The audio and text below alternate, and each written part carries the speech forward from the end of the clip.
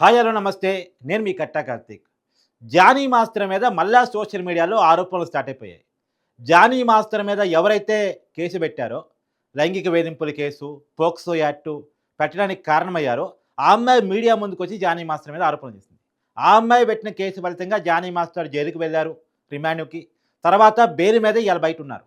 అతను 'Johnny master' యొక్క bail cancel చేయాలని ఆ అమ్మాయి సుప్రీం కోర్ట్ వరకు కూడా వెళ్ళింది. కానీ బెయిల్ క్యాన్సిల్ చేయడానికి కోర్టులు ఒప్పుకోలేదు. మరి ఏమైందో ఏమో, ఒకేపు లీగల్ ఫైట్ జరుగుతుండగానే ఆ అమ్మాయి మీడియా ముందుకొచ్చింది. ఇయాల మీడియా ముందుకు రావాల్సిన అవసరం ఎందుకని వచ్చింది ఆ అమ్మాయికి? ఇయాల మీడియా ముందు 'జానీ మాస్టర్' మీద ఎందుకు ఆరోపణలు చేయాల్సొచ్చింది? బేసిక్‌గా చాలామంది 'జానీ మాస్టర్' అభిమానులు అడుగుతున్నటువంటి ప్రశ్న. అంటే లీగల్‌గా 'జానీ మాస్టర్' మీద ఆరోపణలు నిరూపించలేకపోతున్నారు కాబట్టి, ఇయాల మీడియా ముందుకొచ్చి ఆరోపణలు చేస్తున్నారా? అనేటువంటిది చాలామంది 'జానీ మాస్టర్' అభిమానులు అడుగుతున్నటువంటి ప్రశ్న. 'జానీ మాస్టర్' బెయిల్ మీద బయటకొచ్చిన తర్వాత నాకు ఇంటర్వ్యూ ఇచ్చారు. చాలా విషయాలు మాట్లాడే ప్రయత్నం చేశారు. కాతే కొన్ని విషయాలు స్కిప్ చేశారు కోర్టు పరిధిలో ఉన్నాయి కాబట్టి. కానీ కోర్టు పరిధిలో ఉన్నటువంటి విషయాల మీద ఆ అమ్మాయి ఎందుకు స్పందించాల్సొచ్చింది అనేటువంటిది ఆ అమ్మాయిని కూడా మనం ఇంటర్వ్యూ అడుగుదానికి ప్రయత్నం చేసాం. కానీ మనకి ఇంకా అందుబాటులోకి రాలేదు. కానీ బేసిక్‌గా ఆ అమ్మాయి చేసిన ఆరోపణలు మనం కొన్ని మాట్లాడుకోవాల్సిన పరిస్థితి కనపడుతోంది. కేసులో పెట్టిన విషయాలనే తన ఆరోపణలుగా మీడియా ముందు మాట్లాడింది. ఏమంటది? కొన్ని సంవత్సరాల పాటు 'జానీ మాస్టర్' లైంగికంగా వేధించాడు అనేటువంటిది ప్రధానంగా ఆ అమ్మాయి చెప్పిన మాట. మరి కొన్ని సంవత్సరాల పాటు లైంగికంగా వేధిస్తే, ఆ సంవత్సరాల పాటు ఆ అమ్మాయి ఎందుకని భరించింది? ఒకసారి ఏ అమ్మాయినైనా మనం వేధిస్తే, ఆ అమ్మాయి మనకు దూరంగా ఉండాలని కోరుకుంటది. కానీ వేధింపులకు పాల్పడుతున్న వ్యక్తితో కలిసి ఎందుకు ఆ అమ్మాయి ట్రావెల్ చేయాల్సొచ్చింది? ఆ అమ్మాయి శక్తిని కూడబెట్టుకోవడానికి ఇన్నాళ్ళు టైం పట్టింది అంటున్నారు. శక్తిని కూడబెట్టుకోవడానికి 'జానీ మాస్టర్' మీద కేసు పెట్టడానికి, మీడియా ముందుకు రావడానికి ఇన్ని సంవత్సరాలు పట్టిందేమో. కానీ 'జానీ మాస్టర్'తో కలిసి ట్రావెల్ ఎందుకు చేయాల్సొచ్చింది? బేసిక్‌గా ఆ ప్రశ్నకి సమాధానం రాలేదు. మన మీద సహజంగా తిట్టే వాళ్ళతోనే మనం ఉండాలని చూడం. కొట్టే వాళ్ళతో ఇక అసలే ఉండాలని చూడం. కానీ తిట్టి, కొట్టి, లైంగికంగా వేధించి, మానసికంగా వేధించి, శారీరకంగా వేధించే వాళ్ళతో కలిసి ఆ అమ్మాయి ఎందుకు ట్రావెల్ చేసింది? అవకాశాల కోసం ట్రావెల్ చేశా అని చెప్పొచ్చు కాక. నిజంగా అవకాశాల కోసం ఇలా ట్రావెల్ చేయాల్సిన అవసరం ఉందా? మానసికంగా, శారీరకంగా వేధిస్తున్నా ట్రావెల్ చేయాల్సిన అవసరం ఉందా? ఒకవేళ అవకాశాల కోసమే ట్రావెల్ చేయాల్సొస్తే 'జానీ మాస్టర్' ఒక్కడే అవకాశం ఇచ్చేవాడా? సినిమా ఇండస్ట్రీలో వేరే కొరియోగ్రాఫర్స్ లేరా? వాళ్ళ దగ్గర అసిస్టెంట్‌గా చేరాల్సిన అవసరం లేదా? మళ్ళీ కొన్ని నెలల క్రితం ఒక సినిమా ప్రమోషన్ ఈవెంట్‌లో వీళ్ళు ఒకళ్ళనొకళ్ళు పొగుడుకున్నారు కదా! ఆ అమ్మాయి 'జానీ మాస్టర్' గురించి చాలా గొప్పగా చెప్పింది కదా! మరి అలా ఎందుకు చెప్పాల్సొచ్చింది?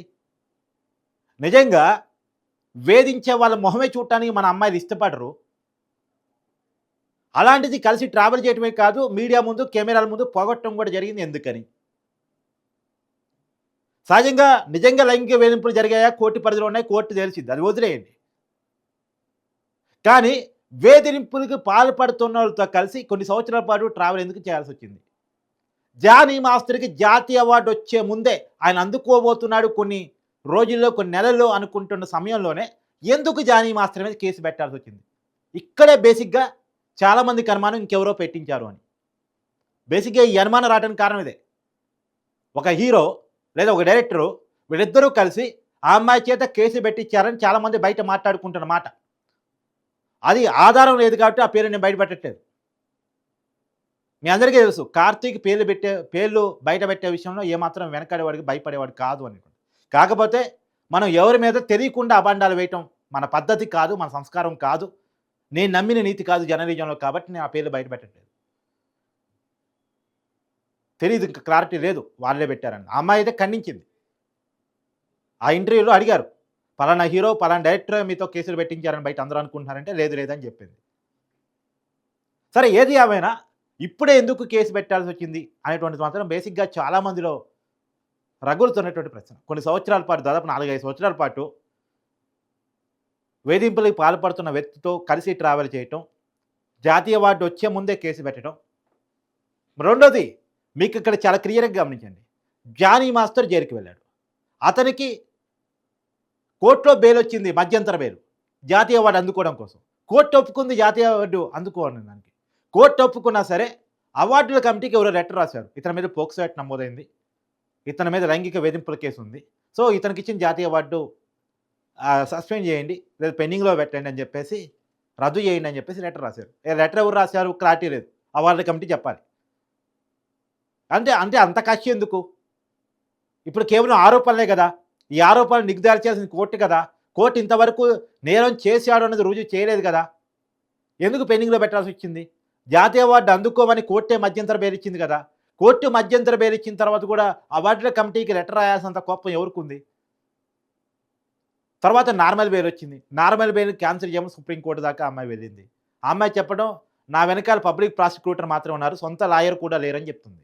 సొంత లాయర్ కూడా లేని అమ్మాయి సుప్రీం కోర్ట్ దాకా ఎలా ఎళ్ళగలిగింది? ప్రైవేట్ లాయర్ కూడా లేనటువంటి వ్యక్తి సుప్రీం కోర్ట్ దాకా జానీ మాస్టర్ బెయిల్ క్యాన్సిల్ చేయమని ఎలా వెళ్ళగలిగింది? ఇది బేసిక్‌గా చాలామంది జానీ మాస్టర్ అభిమానులు సోషల్ మీడియాలో అడుగుతున్నటువంటి ప్రశ్న. ఇంకోటి కూడా మనం క్లియర్‌గా మాట్లాడుకోవాల్సింది ఏంటంటే, ఈ మధ్య కాలంలో అనేక వ్యక్తుల మీద ఆరోపణలు. ఒక ఎగ్జాంపుల్ రాయి తరుణ్ అనుకోండి, తర్వాత జానీ మాస్టర్ అనుకోండి, తర్వాత అరసు సాయి అనుకోండి. వీళ్ళందరి మీద ఒక్కసారిగా సినిమా సెలబ్రిటీల మీద ఒక స్థాయిలో ఉన్నటువంటి వాళ్ళ మీద ఆరోపణలు వస్తూ ఉన్నాయి.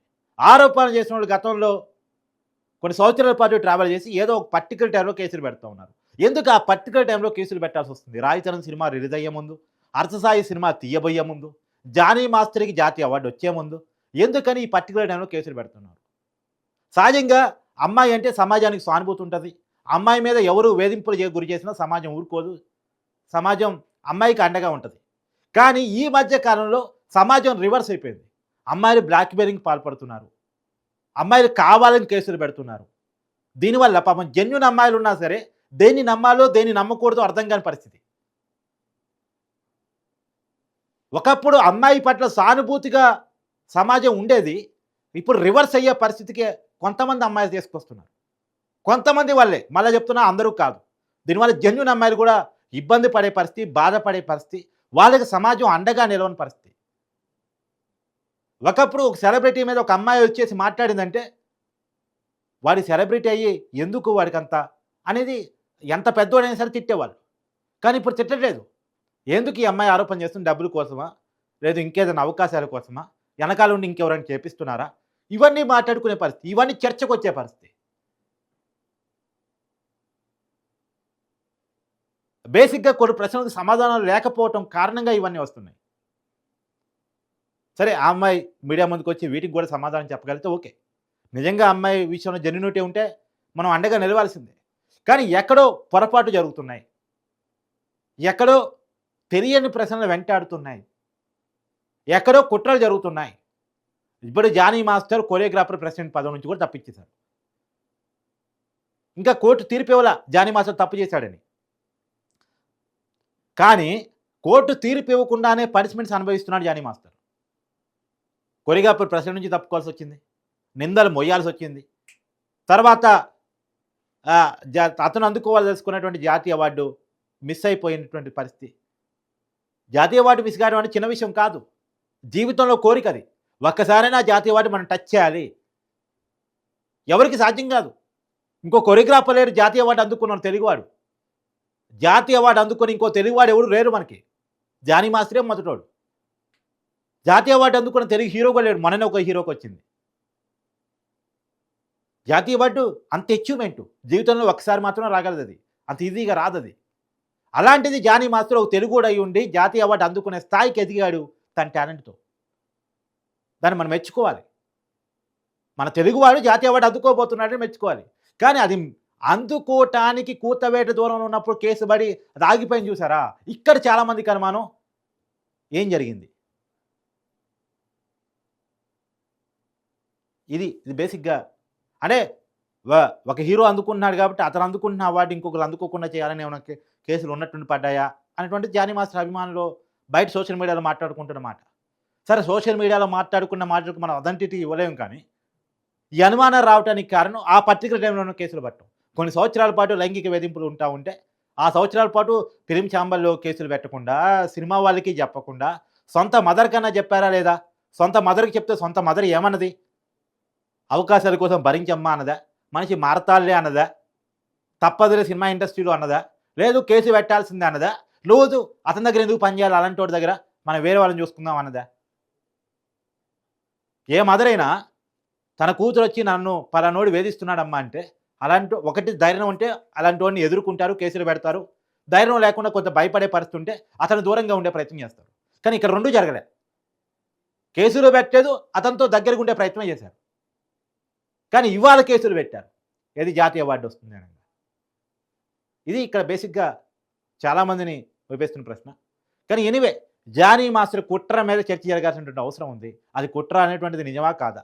ఎందుకు వరుసగా చేదు అనుభవాలు జానీ మాస్టర్ ఎదుర్కోవాల్సొచ్చింది? తప్పు చేశాడో లేదో కోర్టు చెప్పకుండానే పనిష్మెంట్స్ ఎందుకు ఎదుర్కోవాల్సొచ్చింది? నిజంగా తప్పులు చేసిన వాళ్ళు కూడా ఇంకా కోర్టు తీర్పొచ్చేదాకా వాళ్ళు హ్యాపీగా తిరుగుతా ఉంటారు. ఒకవేళ కోర్టు తీర్పు నెగెటివ్‌గా వస్తే వాళ్ళు తప్పు చేశారనేది గనక తేలితే వాళ్ళప్పుడు పనిష్మెంట్ అనుభవిస్తారు. కానీ జానీ మాస్టర్‌కి పనిష్మెంట్ అందాల్సినంత అందిపోయింది. చేశాడో లేదో కోర్టుకెరకగానే అందాల్సినటువంటి పనిష్మెంట్స్ అన్నీ అందిపోయినాయి. ఇక జీవితంలో ఇంతకన్నా పెద్ద పనిష్మెంట్స్ ఏమి ఉండవు. అరుక్కునేంతగా అందిపోయాయి. ఇది ప్రధానంగా జానీ మాస్టర్ అభిమానులు ఫీల్ అవుతున్నటువంటి మాట. వాళ్ళ ఆవేదనని వీడియోగా చూపిద్దామని చెప్పేసి నేను మీ ముందుకొచ్చి చెప్పాను. సరే మీరు అనుకుంటున్నటువంటి అభిప్రాయాన్ని జానీ మాస్టర్ నిజంగా తప్పు చేసి ఉంటాడా? ఆ అమ్మాయి మాటలో జెన్యూనిటీ ఉందని మీకు అనిపిస్తుందా? మీ కామెంట్‌ని కూడా మీరు జడ్జ్ చేయండి. మీ కామెంట్ ద్వారా కూడా రాబోయే కాలంలో ఇన్ఫర్మేషన్ సేకరించి నేను చెప్పే ప్రయత్నం చేస్తాను.